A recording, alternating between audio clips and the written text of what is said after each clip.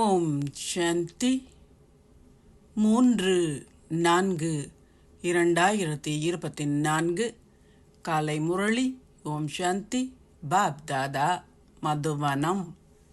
சாராம்சம்: இனிய குழந்தைகளே, தந்தையின் நினைவில் எப்பொழுதும் நிலைத்திருந்து முக மலர்ச்சியுடன் இருங்கள். பழைய சரீரத்தின் விழிப்புணர்வை தொடர்ந்தும் துறந்திடுங்கள். ஏனெனில் யோக சக்தியால் நீங்கள் சூழலை தூய்மையாக்குகின்ற சேவையை செய்ய வேண்டும். கேள்வி: ஒரு புலமை பரிசிலை கோருவதற்கும் ராஜ்ய திலகத்தை பெறுவதற்கும் அம்முயற்சி தேவையாகும். பதில்: நினைவு யாத்திரையில் நிலைத்திருப்பதற்கு நீங்கள் முயற்சி செய்யும் பொழுதே ராஜ்யத்திற்கான திலகத்தை நீங்கள் பெறுவீர்கள். உங்களை ஒருவருக்கொருவர் சகோதரர்களாக கருதுவதை பயிற்சி செய்யும் போது பெயரினதும் வடிவத்தினதும் விழிப்புணர்வு அகற்றப்படும். ஒருபொழுதும் வீணான விடயங்களை செவிமடுக்க வேண்டாம். தந்தை கூறுகின்ற விடயங்களை மாத்திரம் செவிமடுங்கள். ஏனைய அனைத்து விடயங்களையிட்டும் உங்கள் செவிகளை மூடிக்கொள்ளுங்கள். முழு கவனத்தையும் கல்வியில் செலுத்துங்கள்.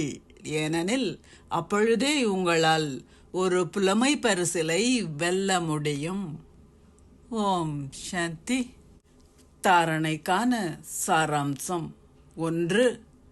எல்லையற்ற தந்தையிடமிருந்து ஒரு சர்ச் லைட்டை பெறுவதற்காக அவருடைய உதவியாளர்கள் ஆகுங்கள். பிரதான பேட்டரியுடன் உங்கள் தொடர்பை இணைத்துக் கொள்ளுங்கள்.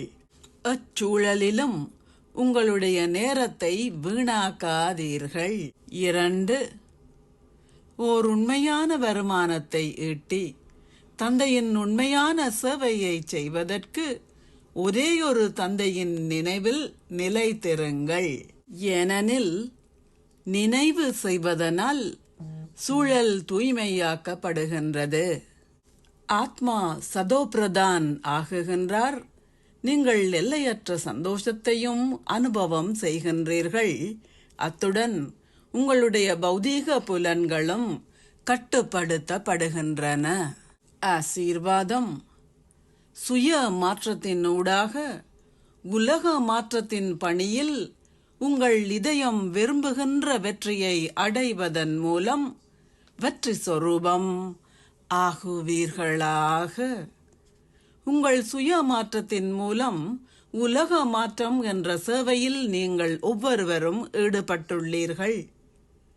நாங்கள் நிச்சயமாக இந்த உலகத்தை மாற்ற வேண்டும் என்ற இந்த ஆர்வமும் உற்சாகமும் உங்கள் ஒவ்வொருவரின் மனதிலும் உள்ளது. அத்துடன் மாற்றம் நிச்சயமாக நிகழும் என்ற நம்பிக்கையையும் நீங்கள் கொண்டிருக்கின்றீர்கள். தைரியம் இருக்கும் இடத்தில் ஆர்வமும் உற்சாகமும் இருக்கும்.